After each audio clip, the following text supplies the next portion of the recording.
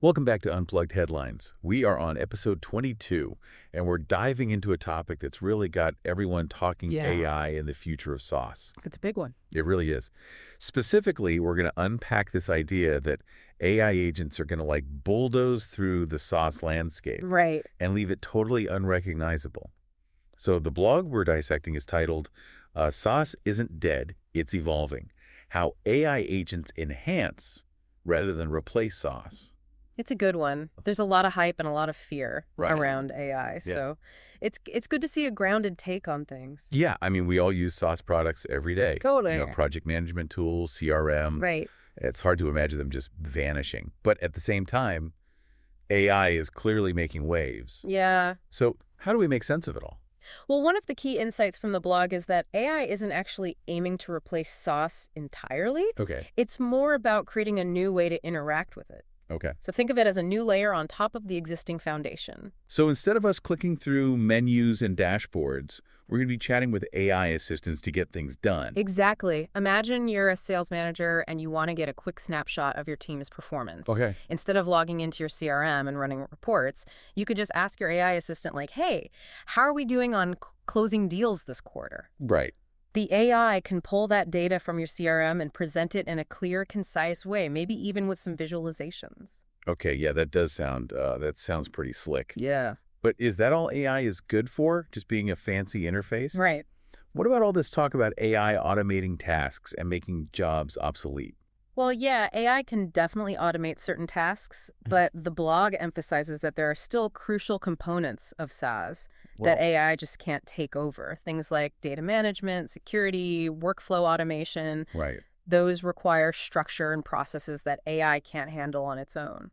So AI is not going to waltz in and like magically manage our entire customer database Yeah. or single-handedly ensure compliance with all the crazy regulations. Not quite. Okay. Think of it this way. AI might be able to analyze your data and flag potential security risks, Okay. but it can't actually implement the security protocols or enforce access controls. Right. You still need that robust SaaS infrastructure in place. Okay, so that's reassuring. Yeah. I mean, it's exciting to imagine what AI can do, but it's important to remember that it's not this like magical silver bullet. Right?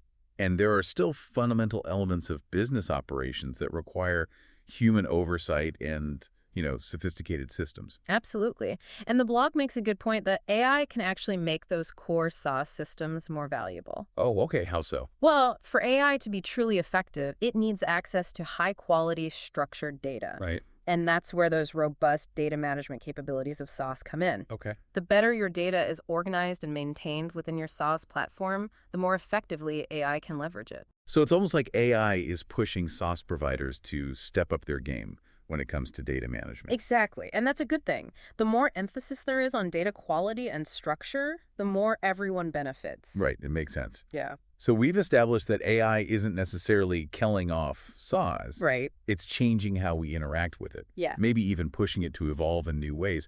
But what about the business side of things? Yeah. How is this AI evolution impacting how SaaS companies make money? Well, that's where things get interesting. The blog dives into how the traditional SaaS revenue model is adapting, not imploding, Okay. in response to AI. So it's not like AI is going to suddenly make all SaaS products free, right? No, not quite. One key trend that the blog highlights is the move towards API-first architecture. Okay. A lot of SaaS providers already have APIs that allow other applications to connect and interact with their systems. Right. AI agents are just becoming another user of those APIs, Ah. not replacing them entirely. So instead of trying to build brand new revenue models around AI, Right. SaaS companies are incorporating AI into their existing structures. Okay, got it. So the blog uses an example of Twilio, a company that provides communication APIs. Right. And they've expanded their API offerings to support AI-powered features like voice recognition and natural language processing. Right. And this allows their customers to build more sophisticated communication tools without having to reinvent the wheel. Exactly.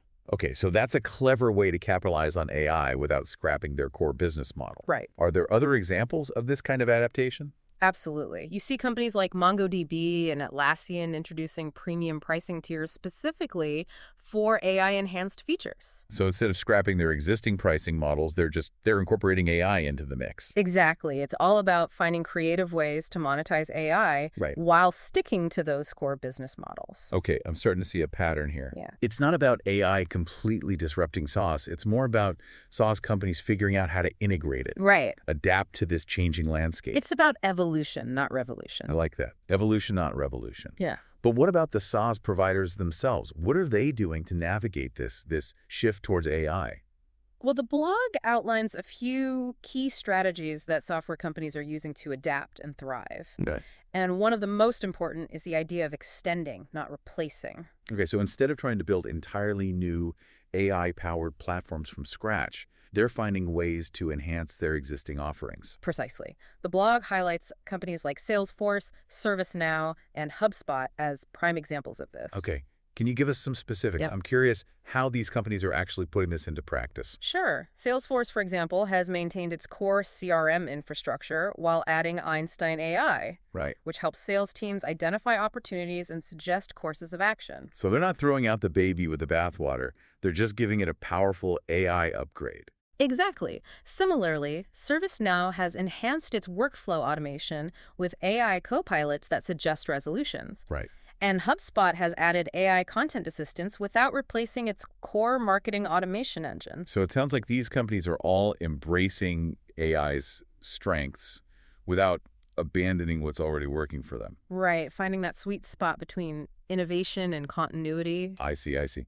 This is all fascinating, and it sounds like we're only scratching the surface here. Yeah, there's a lot more to unpack. Is there more we can unpack from this blog? Yeah, definitely. It goes deeper into some really intriguing areas, Okay. like AI hallucinations Oh. and the parallels between this shift and previous tech transitions. Okay, I am definitely hooked. Let's keep digging into this. Yeah, let's do it. Yeah, you mentioned AI hallucinations before. Yay. That's one area where the blog gets really interesting. Yeah. And it highlights the importance of understanding what AI can't do yet. It's a big one. Yeah, that whole concept of hallucinations really caught my attention. Sounds kind of freaky, to be honest. It is a bit unnerving. Yeah, like how can we trust AI if it's just, Right. making things up? Well, it's crucial to consider this, right? Right. Because in the context of AI, hallucinations are basically when the system generates information. Okay. That sounds plausible, but it's factually incorrect. So it's like the AI is confidently presenting like fiction as fact. Right. Okay, that could be a huge problem in a business setting. Exactly. Imagine relying on an AI-powered financial forecasting tool that's hallucinating numbers. Oh, yeah. Could lead to some seriously bad decisions. It's not the kind of surprise you want in your financial reports. No. Yeah. So the blog points out that these hallucinations often stem from inconsistencies in the data the AI is trained on. Okay. So if there are gaps, errors, or conflicting information in the data set, the AI can end up making inaccurate inferences. So it's not that the AI is intentionally trying to deceive us. It's more like it's been misled by bad data. Yeah, that's a good way to put it. And this highlights another important point, which is the need for robust data management practices. Right.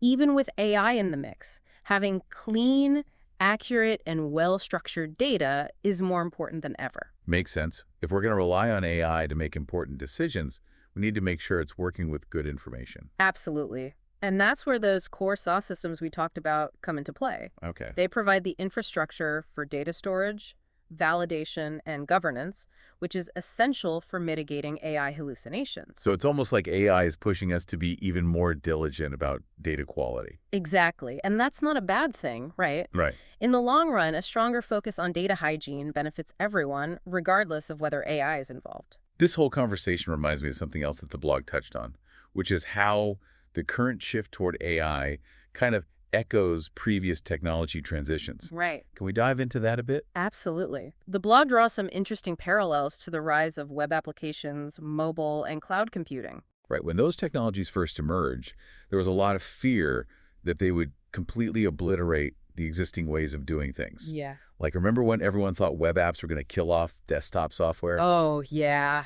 Those predictions. Yeah, but as we know, desktop software didn't disappear. Right. It's still here. It's still around. Yeah, instead, web interfaces became an additional access point, offering another way to to interact with those same applications. An evolution. Yeah, so instead of a complete takeover, it was more of an evolution, a Exactly. new way of accessing the same functionality. And we saw a similar pattern with mobile. Right. Mobile apps didn't completely wipe out web applications. They complemented them. Right. They added convenience, portability. Exactly. Yeah. It's like each new wave of technology added a new layer to the existing landscape Right. rather than wiping the slate clean. Exactly. And cloud computing followed a similar trajectory. Right. Organizations didn't just abandon their existing systems when the cloud came along. Right. It was a gradual transition. A hybrid approach. Exactly. Yeah. Integrating cloud capabilities alongside those legacy systems. So the blog is arguing that this same pattern is playing out with AI and SaaS.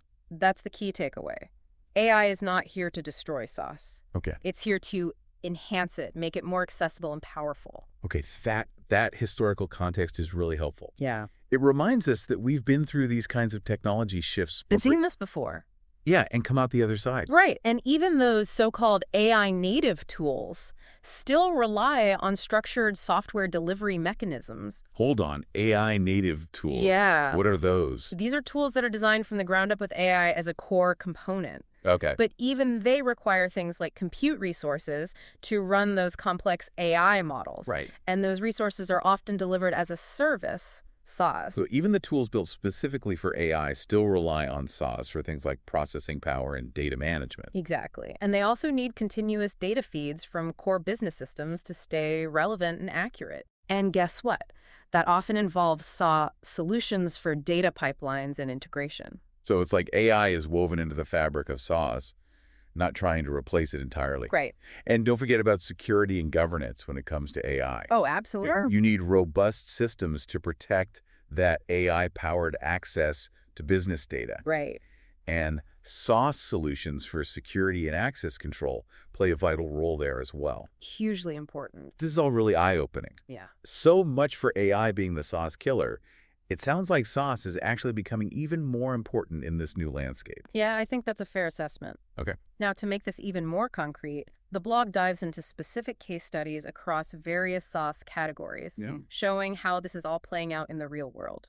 Let's get into those examples. Yeah. I'm curious to see how AI is impacting different types of SaaS applications. One area where we're seeing significant evolution is CRM systems. Okay. They're not disappearing, but they are incorporating AI to automate tasks, predict customer behavior, provide more intelligent insights. So those core CRM functions are still there, but they're getting an AI boost. Exactly. The blog highlights Salesforce as a prime example. Okay. They've integrated their Einstein AI capabilities across their platform, enhancing their CRM offerings without abandoning their core strengths. Salesforce is a giant in the CRM world. Yeah. So it's really telling that they're embracing AI rather than fearing it.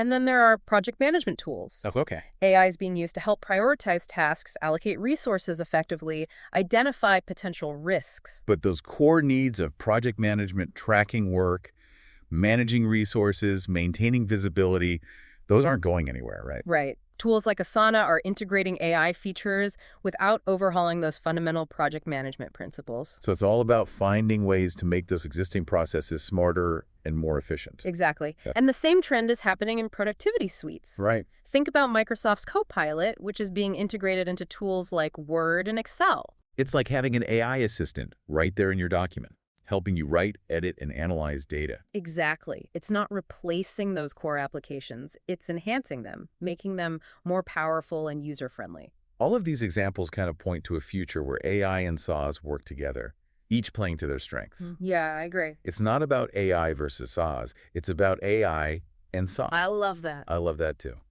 It's a partnership, not a battle. Exactly. And this partnership has the potential to revolutionize the way we work and do business. Yeah. But like any partnership, it requires understanding, adaptation, and maybe a bit of compromise on both sides. It's not about one technology dominating the other. It's about finding ways for them to coexist and complement each other. Exactly. And that's what this whole discussion about AI and SaaS boils down to, finding the right balance, understanding the strengths and limitations of each, Right. and figuring out how to leverage them together to create something even more powerful. This has been incredibly insightful. It has. I feel like we've really uncovered some key truths about this evolving relationship between AI and SaaS. Agreed. So where do we go from here? Well, What are the practical implications of all this for businesses yeah. who are navigating this ever-changing tech landscape? Well, the blog wraps up with some really valuable advice for decision makers. Okay, We can explore those in our next segment. perfect. Yeah. I'm eager to hear what actionable insights we can glean from this discussion.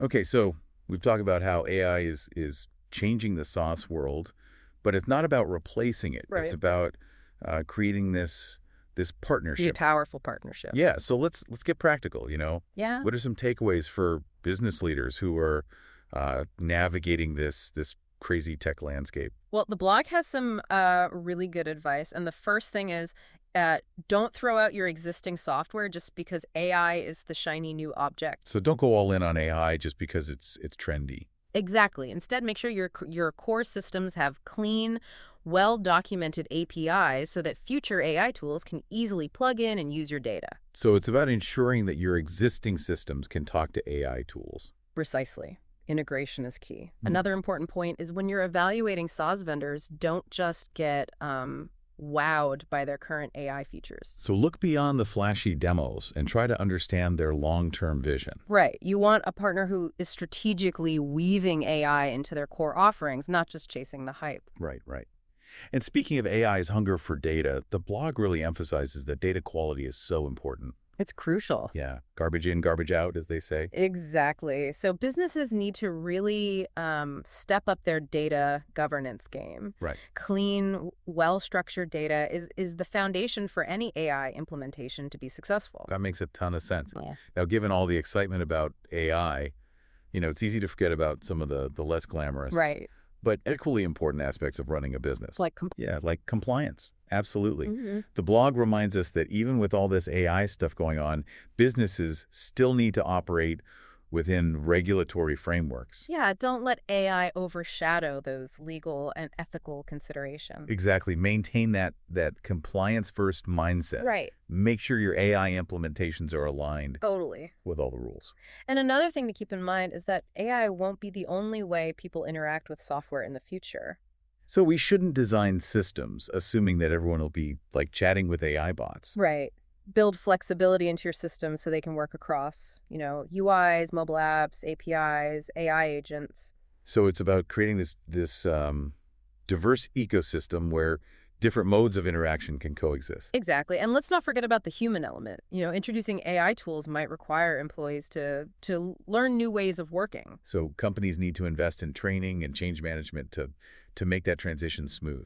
Absolutely. Help your workforce adapt to AI-powered tools Right. and address any concerns they have. Yeah, it's all about, bringing people along on the journey. And finally, when you're considering those shiny new AI-powered solutions, don't just look at the price tag. Think about the total cost of ownership. Exactly. Yeah. Factor in the costs of model training, ongoing refinement, integration headaches, all that. So it's about making smart decisions, weighing the benefits of AI against the costs. Right. The complexities. Yeah, absolutely. Embrace the potential, but don't lose sight of the practicalities. I love that. This has been really insightful. I feel like I have a much clearer understanding of what this whole AI and SaaS evolution is about. It's been a great discussion. It really has. So to wrap things up, what's the single most important takeaway for our listeners today? SaaS isn't dead, it's evolving. AI isn't the enemy, it's a powerful ally. It's up to businesses to figure out how to use this partnership well. I love that. I think that's a great way to end this conversation. Yeah, A huge thank you to you for sharing your expertise and your insights. it's been my pleasure. And to our listeners, thanks for tuning in to Unplugged Headlines. We hope this deep dive has given you a new perspective on the future of SaaS and AI. Until next time, stay curious.